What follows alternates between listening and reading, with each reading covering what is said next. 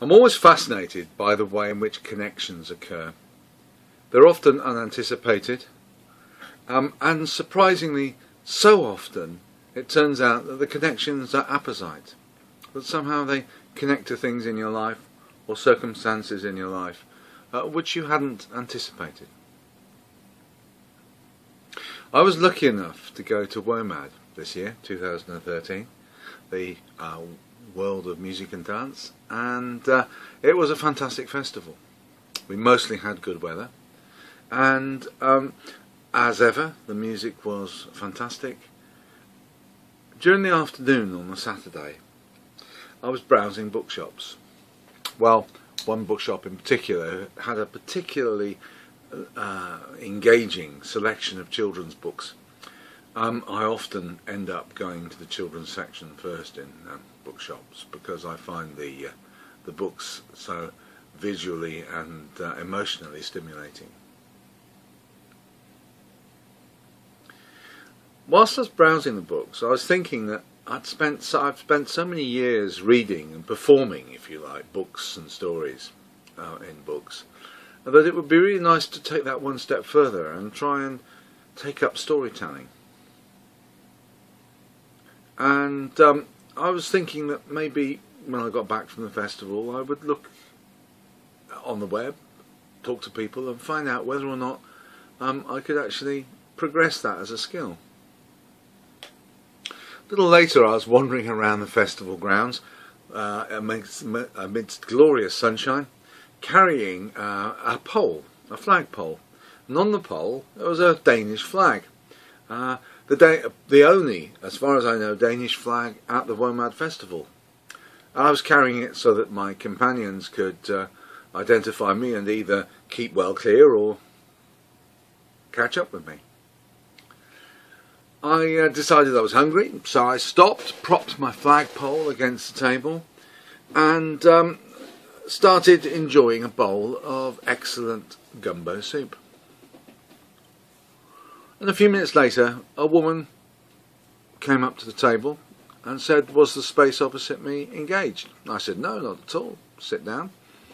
And me being me, it wasn't long before I started up a conversation with her. And I was astonished to discover her name was Fionnagle, and she was a professional storyteller. So I took the opportunity and started picking her brains about how I could enter into the world of storytelling, how I could start to build the skills. And she was very kind, very helpful, and most fascinating. Also talking in general about the way in which storytelling can fit into both the adult world and the children's world and has a place in the national curriculum. So it was a really stimulating and interesting conversation. She gave me some details, and I presume that because I had been so fascinated and so interested in her own circumstances and her skills, she offered to tell me a story. I jumped at the chance. I love stories. And so this was her gift to me, a story. And I've decided that I'm going to use this story as my first attempt at public storytelling. So here goes. A long time ago in Denmark, you see Denmark, a Danish flag. It's fascinating, isn't it? Sorry, back to the story. A long time ago in Denmark, on the island of Funen, lived a farmer and his wife. They were a pleasant enough pair. They were perhaps not over generous. They had 2 maids, and they made these maids sleep in one room and share a bed. But they didn't treat them badly. They gave them time off. So, overall, they were considered a kindly enough pair. The problem for this couple was they had no children. Nobody to take on the farm. And this was a time when there was perhaps a dearth of able-bodied men and women around, so they found it not easy to get helpers on the farm. And as the farmer and his wife got older, keeping the farm, maintaining the crops and the pigs and the cows became more and more onerous. The farmer was bemoaning to his wife one day that he couldn't understand why there had never been an offer from Anissa, the local fairy folk, to come and help on the farm, because many farmers benefited from the work of these Nissas, and in return usually the Nissa asked a boon, some sort of favour, which was usually a good exchange. And believe it or not, within a day of expressing his disappointment that there had been no offer, there's a knock on the door, and who's standing there but a Nissa, who offers his help in return for a bowl of creamy porridge with butter on top on every high day and holiday. The farmer jumped at the chance. What an opportunity, and he didn't regret it. The Nissa was as good as his word, and in return for the porridge and butter on high days and holidays, he worked hard, and wasn't long before the yield of milk from the cows was increasing, the pigs were looking healthier and fatter than ever, and the corn was looking golden and wonderful, and it was clearly going to be a good year. The farmer was overjoyed, and he felt as though everything had come together, and at last his old age was safe. And so it was, but there was a problem. And the problem was that this Nissa had a particularly pernickety nature. In fact, you could say he was almost obsessive. Everything had to be just so. If he noticed anything out of place, then he would have to put it right, which was fine on the farm because he kept the farm beautiful and he looked after the animals beautifully. But when it came to the house, the farmer and his wife began to find it a little bit irritating. Lay the table for a meal, one knife slightly at askew. It wasn't long before the Nissa was rushing in and straightening up the knives on the table. A candlestick not in the centre of the mantelpiece. In would come the Nissa, carefully positioning the mantelpiece. Positioning the candlestick so that it was exactly in the centre.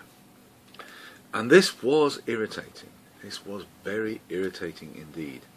And they tried to explain this to the Nissa, but the Nissa didn't understand. From his point of view, his job was to keep things tidy. One evening, the farmer and his wife were feeling particularly tired, and they'd gone to bed early, and the Nissa came in and was wandering around the house, mooching, as we would say today. And for the first time since he had joined the farmer and his wife, he made his way up to the attic room that was occupied by the two maids. He was surprised to see the maids there. I suppose he hadn't realised that they had been employed by the farmer and to live on the premises. And as he looked in, quietly, as was his nature, being of the fairy folk, he wasn't going to wake people, he noticed that their heads were perfectly aligned across the top of the pillow.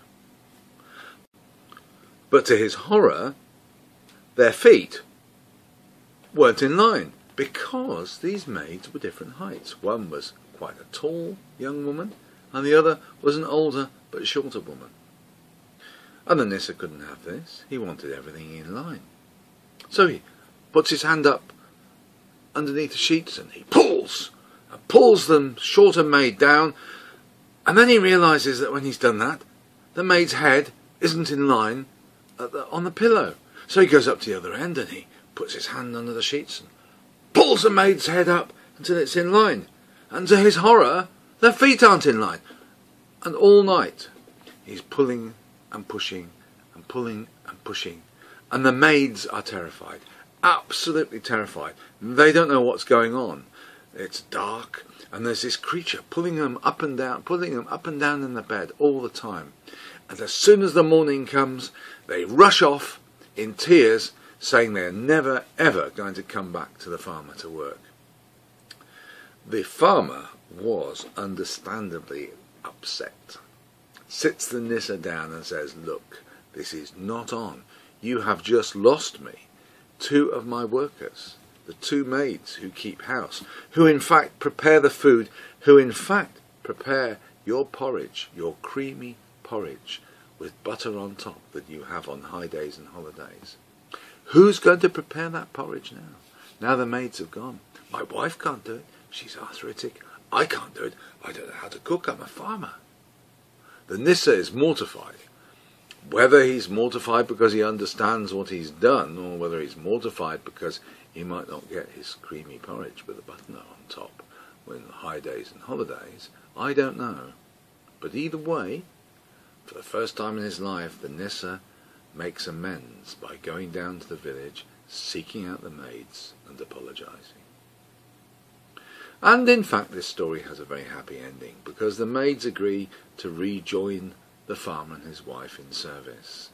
And for the rest of their days, the farmer and his wife lived out their time with a productive and well-ordered farm, and a Nissa who looked after them and their every need, and who in return had a lovely, lovely creamy bowl of porridge with butter on top on high days.